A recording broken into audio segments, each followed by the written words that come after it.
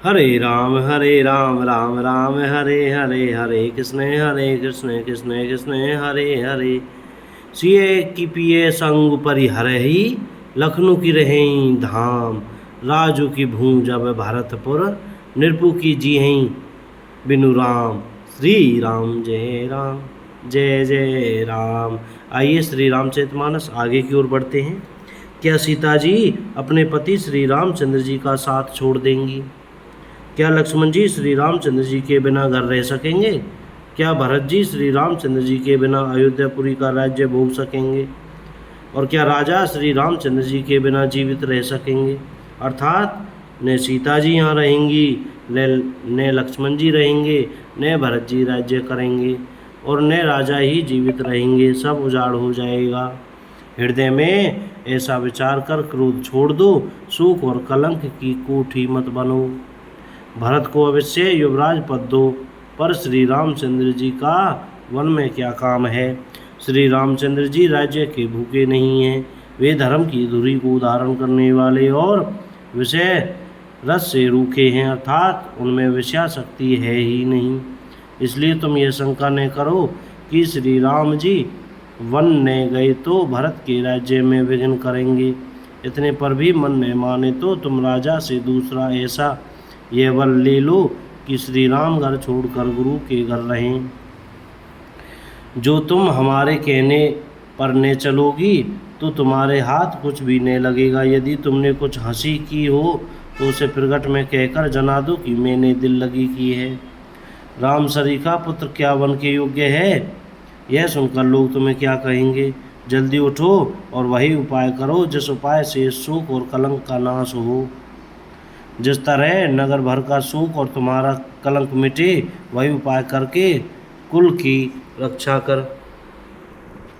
One जाते हुए श्री राम जी को हट करके लौटा ले।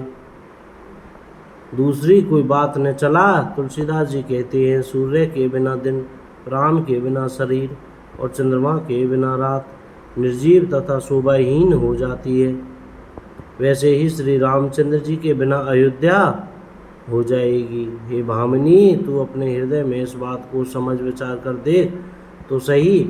इस प्रकार सखियों ने ऐसी सीख दी जो सुनने में मीठी और परिणाम में हितकारी थी, पर कुटिल कुबरी की सिखाई पढ़ाई हुई केकई ने इस पर जरा भी कान नहीं दिया।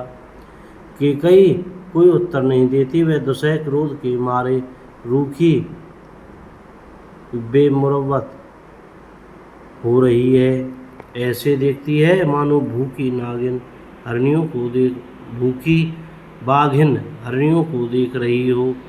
तब सखियों ने रोग को असाध्य समझकर उसे छोड़ दिया। सब उसको मंदबुद्धि अभागिनी कहती हुई चल दी। राज्य करते हुए इस केकई को देव ने नष्ट कर दिया। इसने जैसा कुछ किया वैसा कोई भी न करेगा। नगर के सब स्त्री पुरुष इस प्रकार विलाप कर रहे हैं और उस कुचाली केकई को करोड़ों गालियां दे रहे हैं। लोग विषम ज्वर भयानक दुखी की आग से जल रहे हैं। लंबी सांसें लेते हुए वे कहते हैं कि श्री रामचंद्र जी के बिना जीने की कौन आशा है। महान वियोग की आशंका से प्रजा ऐसी व्याकुल हो गई है मानो पानी सूखने के समय जलचर जीवों का समुदाय व्याकुल हो।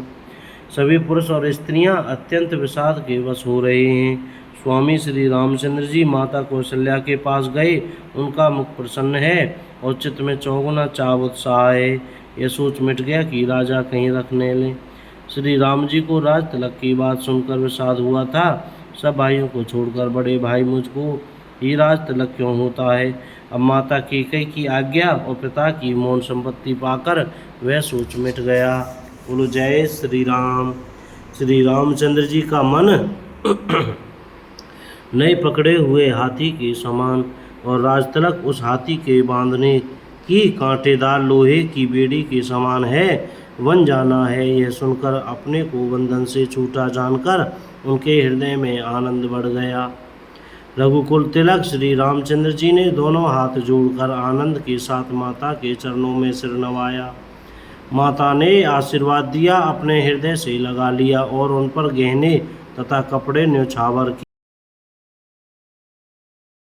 चंद्र जी का मुख चूम रही है, नेत्रों में प्रेम का जल भर आया है और सभा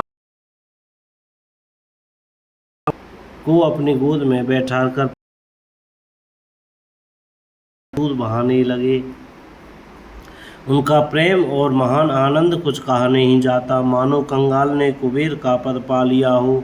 बड़े आदर के साथ सुंदर मुख देखकर माता मधुर वचन बोली, कहो तात जननी बलिहारी, हे तात माता बलिहारी जाती है, कहो वह आनंद मंगलकारी लगन कब है, जो मेरे पुण्यशील और सुख की सुंदर सीमा है और जन्म लेने के लाभ की पूर्णतम अवधि है, तथा जिस लगन को सभी स्त्री पुरुष अत्यंत व्याकुलता से इस प्रकार चाहते हैं, जिस प्रकार प्यास से चातक और चात की शरद ऋतु के स्वाति नक्षत्र की वर्षा को चाहते हैं। हे तात, मैं बलैया लेती हूँ, तुम जल्दी जल्दी नहा लो और जो मन भावे कुछ मिठाई खा लो। भैया, तब पिता के पास जाना, बहुत देर हो गई है, माता बलिहारी जाती है। बोलो जय श्री राम।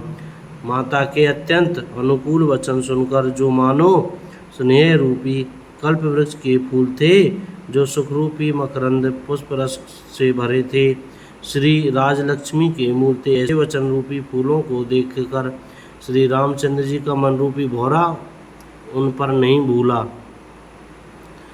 धर्मधुरीन श्री रामचंद्र जी ने धर्म की गति को जानकर माता से अत्यंत कोमल वाणी से कहा, हे माता, पिताजी ने मुझको वन का राज्य दिया है, जहाँ सब प्रकार से मेरा बड़ा काम बनने वाला है। हे माता, तू प्रसन्न मन से मुझे आज्ञा दे, जिससे मेरी वन यात्रा में आनंद मंगल हो। मेरे स्नेह वह भूल कर भी डरना नहीं। हे माता, तेरी कृपा से आनंद ही होगा। 14 वर्ष वन में रहकर पिताजी के वचन को प्रमाणित सत्य कर फिर लौटकर तेरे चरणों का दर्शन करूँगा। तू मन को मिलान दुखी न कर। रघुकुल में श्रेष्ठ श्री राम जी के ये बहुत ही नम्र और मीठे वचन माता के हृदय में बाण के समान लगे, कसकने लगे। उस शीतल वाणी को सुनकर कौशल्या वैसे ही सेम कर सूख गईं, जैसे बरसात का पानी पड़ने से जवासा सूख जाता है। हृदय का विषाद कुछ कहा नहीं जाता, मानो सिंह की गर्जना सुनकर हिरणी विकल हो गई हो। नेत्रों में जल भर आया, शरीर थरथर कांपने लगा, मानो मछली मांझा पहली वर्षा का फैन खाकर बदहवास हो गई हो। बोलो जय श्री सीताराम। कोई गलती हो गई हो तो क्षमा करें। जय श्री राम।